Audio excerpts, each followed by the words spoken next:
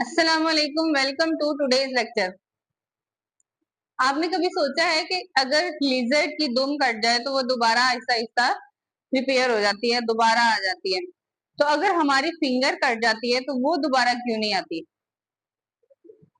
तो आज के इस टॉपिक में स्टेम सेल्स में हम डिस्कस करेंगे ऐसे सेल्स जो दोबारा से रीजनरेट हो सकते हैं। स्टेम सेल्स स्टेम सेल्स एक ऐसे सेल्स हैं जो कि इनके अंदर एक ऐसी एबिलिटी, ऐसी यूनिक एबिलिटी होती है कि जो खुद को डिवेल्प कर सकते हैं, खुद की कॉपीज बना सकते हैं और उससे जो है वो रीजनरेट हो सकते हैं न्यू सेल्स। और ये सेल जो हैं ये नए डिफरेंट स्पेशलाइज्ड सेल बना सकते हैं। फॉर एग्जाम्पल, जैसा कि एक जाइगोट बनता है और जाइगोट की मल्टीपल डिवीजन से बहुत सारे सेल्स बनते रहते हैं। अब वो सेल्स जो होते हैं वो सेम होते हैं लेकिन उनके फंक्शन डिफरेंट होते हैं।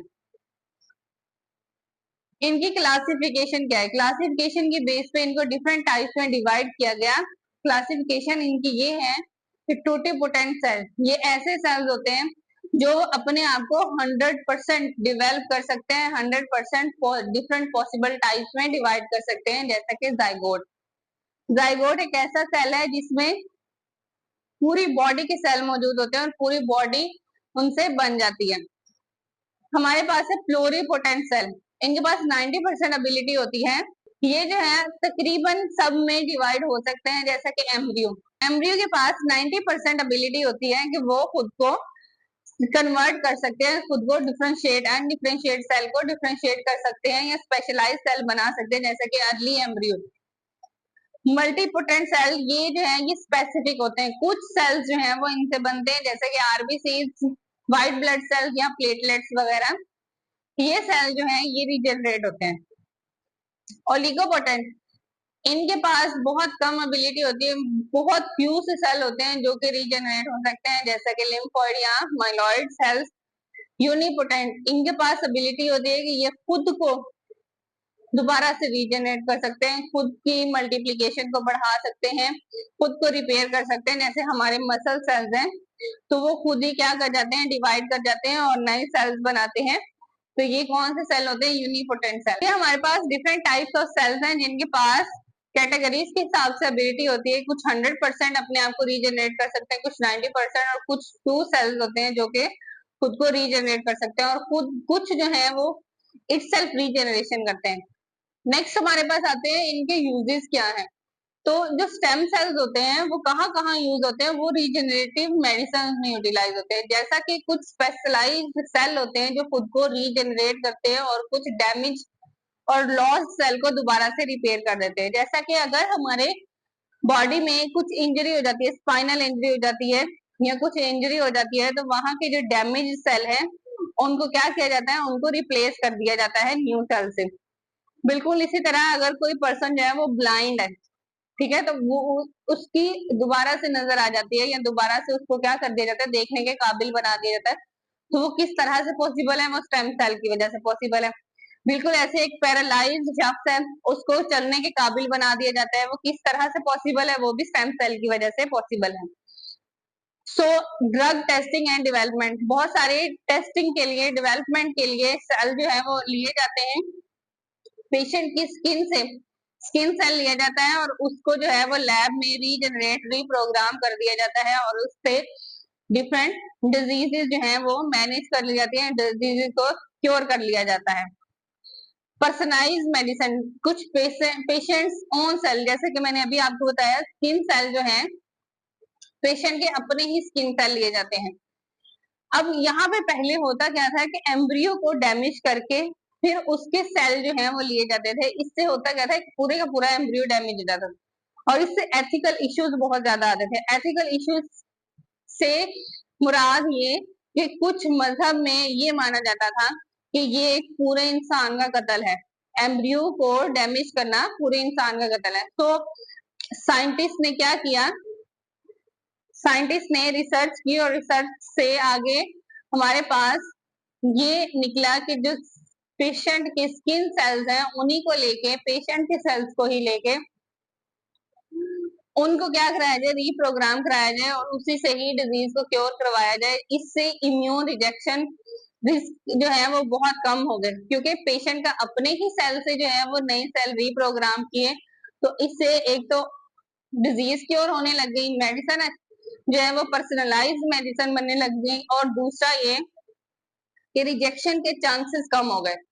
तो इस तरह से स्टेम सेल को डिफरेंट वेज में यूटिलाइज किया जाता है।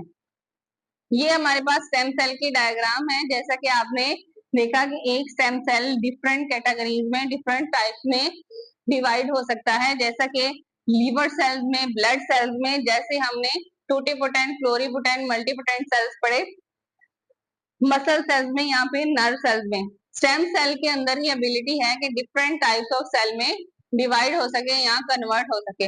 ये हाईली अनडिफरेंशिएटेड सेल्स होते हैं जो कि स्पेशलाइज्ड सेल में कन्वर्ट हो सकते हैं। फिर हमारे पास आ जाती है स्टेम सेल की कैटेगरीज कौन कौन सी हैं। Embryonic stem sales, adult stem cells और इंड्यूस्ड प्लोरिपोटेंट सेल्स। सबसे पहले एम्ब्रियोनिक स्टेम सेल्स देख लेते हैं। एम्ब्रियोनिक स्टेम सेल एम्ब्रियो से निकला है, और एम्ब्रियो जो है वो क्या होता है, न्यू सेल्स होते हैं, न्यू फॉर्मिंग सेल्स होते हैं, न्यू ग्रोइंग सेल्स होते हैं, ये प्लूरिपोटेंट सेल्स होते हैं। जैसा कि हमने यहाँ पे पढ़ा कि ये ऑलमोस्ट हर टाइप में कन्वर्ट हो सकते हैं, और ये हाईली अनडिफरेंशिएटेड होते हैं, लेकिन इनके अंदर पोटेंशियल होती है कि ये डिफरेंशिएट सेल बना सके। फॉर एग्जाम्पल, जैसे इन सेल से लीवर सेल्स बन गए, इन्हीं सेल से क्या बन गया आपके पास, ब्लड सेल्स बन गए, या फिर किसी भी ऑर्गन के सेल बनाने हो तो वो एम्ब्रियोनिक स्टेम सेल से बन सकते हैं। दूसरा हमारे पास रहता है अडल्ट स्टेम सेल।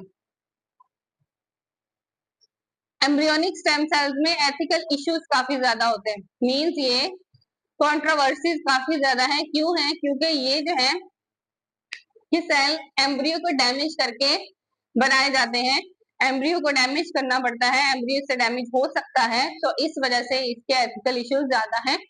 नेक्स्ट हमारे पास आता है अडल्ट स्टेम सेल्स। ये आपके पास मल्टीपोटेंट है, ये वेरियस वैरायटीज में चेंज हो सकते हैं, जैसा कि हमने यहाँ पे मल्टीपोटेंट सेल्स पढ़े, और इनके अंदर लिमिटेड सेल जो है उनके अंदर एबिलिटी होती है कि वो खुद को क्या कर सकते हैं, रीजनरेट, रीप्रोग्राम कर सकते हैं, जैसे कि व्हाइट ब्लड सेल है, प्लेटलेट्स वगैरह है। Induce pluripotent stem cell, induce pluripotent stem cell जो है वो न्यू एडवांस्ड स्टेम सेल है, और ये स्टेम सेल्स एक मिरेकल के तौर पे एक्ट कर रहे हैं। किस तरह से कि पहले साइंटिस्ट को एक पूरा एम्ब्रियो डैमेज करना पड़ता था किसी भी सेल को रिप्रोग्राम करने के लिए, लेकिन ये induce pluripotent stem sales basically वही स्टेम सेल्स हैं जो कि पेशेंट की स्किन से लिए जाते हैं, पेशेंट के अपने ही सेल्स लिए जाते हैं, उनको रिप्रोग्राम करके उसके अंदर रीजनरेट कर दिया जाता है, जिसकी वजह से उसकी डिजीज क्योर हो जाती है। तो ये जो है ये किसी भी टाइप में डिवेल्प हो सकते हैं, और ये सिमिलर होते हैं किसकी तरह के, एम्ब्रियोनिक स्टेम सेल्स की तरह। अब इनके एडवांटेजेस और डिसएडवांटेजेस क्या है इंड्यूस प्लोरिपोटेंट स्टेम सेल के। एक तो ये कि इससे कोई भी डैमेज ऑर्गन टिश्यू रिपेयर हो सकता है, क्योंकि ये पेशेंट की स्किन से लिए जाते हैं। दूसरा ये कि इसमें रिजेक्शन कम हो जाती है। ठीक है, सेम वही बात कि कहाँ से लिए जाते हैं, पेशेंट के स्किन से, जिसकी वजह से रिस्क जो है, रिजेक्शन रिस्क कम हो जाते हैं, और जो डैमेज टिश्यू है या ऑर्गन है वो दोबारा से आ जाता है। इसमें एथिकल इश्यूज जो है वो कम हो जाते हैं। और दूसरा ये कि कोई भी स्टडी के मैकेनिज्म के तौर पे ये सेल जो है वो लैब में यूटिलाइज किए जाते हैं, लैब में इनको स्टडी करके, रिसर्च करके, उनके ऊपर स्टडी करके, उसको रीप्रोग्राम करके फिर पेशेंट को जो है वो उसके अंदर लगाए जाते हैं। डिसएडवांटेज क्या है कि इनके अंदर डिफॉर्मिटीज हैं ड्यू टू रीप्रोग्रामिंग प्रोसेस, मतलब ये कि फौरन से माइटोसिस का प्रोसेस कर सकते हैं, और माइटोसिस के प्रोसेस से कैंसर सेल को बना सकते हैं। दूसरा ये ट्यूमर काजिंग का बाइस बनते हैं, कैंसर सेल से ये क्या करते हैं, कैंसर सेल को डिवेल्प करना स्टार्ट कर देते हैं। स्टेम सेल के अंदर एबिलिटी होती है कि वो कैंसर को खत्म कर दें। किस तरह से कि जो कीमोथेरेपी लगाई जाती है वो बेसिकली करती क्या है कि वो वहां पे जो डिवीजन हो रही होती है ना उसको रोक देती है, लेकिन कैंसर के अंदर इतनी हाई पोटेंसी होती है कि उसके कुछ सेल्स फिर भी रह जाते हैं, या वो छुप जाते हैं, या वो साइड पे हो जाते हैं, तो वो जो है स्टेम सेल्स के थ्रू उनको भी डैमेज कर दिया जाता है, उनको भी उनकी मीन्स ये कि उनकी जड़ों को काट दिया जाता है, जिसकी वजह से वो डिवाइड होना बंद कर देते हैं। तो ये ट्यूमर काजिंग का बाइस बनते हैं। कौन से? Induce pluripotent stem cells. Disadvantage, differentiate and efficacy doubt. अब इसमें जो सेल है स्टेम सेल्स वो फुली डिफरेंशिएटेड सेल में कन्वर्ट हो जाते हैं और ये जो है ये हाई पोटेंशियल सेल किसी भी डिफरेंट सेल का फंक्शन परफॉर्म कर सकते हैं। हमारे पास ये क्या है, एक पूरे का पूरा टॉपिक स्टेम सेल, जिसमें डिफरेंट क्लासिफिकेशन पड़ी, कितनी तरह के स्टेम सेल्स होते हैं, वो किस तरह से यूटिलाइज होते हैं, और एम्ब्रियोनिक स्टेम सेल क्या होते हैं, एडल्ट स्टेम सेल्स क्या होते हैं, या इंड्यूस्ड प्लोरिपोटेंट स्टेम सेल्स क्या होते हैं। अब इस टॉपिक में आपके लिए क्वेश्चन है, क्या प्लोरिपोटेंट स्टेम सेल्स पूरे का पूरा ऑर्गेनिज्म बना सकते हैं? तो ये इसका आंसर आप मुझे कमेंट बॉक्स में देंगे। इस टॉपिक से रिलेटेड आपका कोई क्वेश्चन है तो कमेंट बॉक्स में मुझसे जरूर पूछें।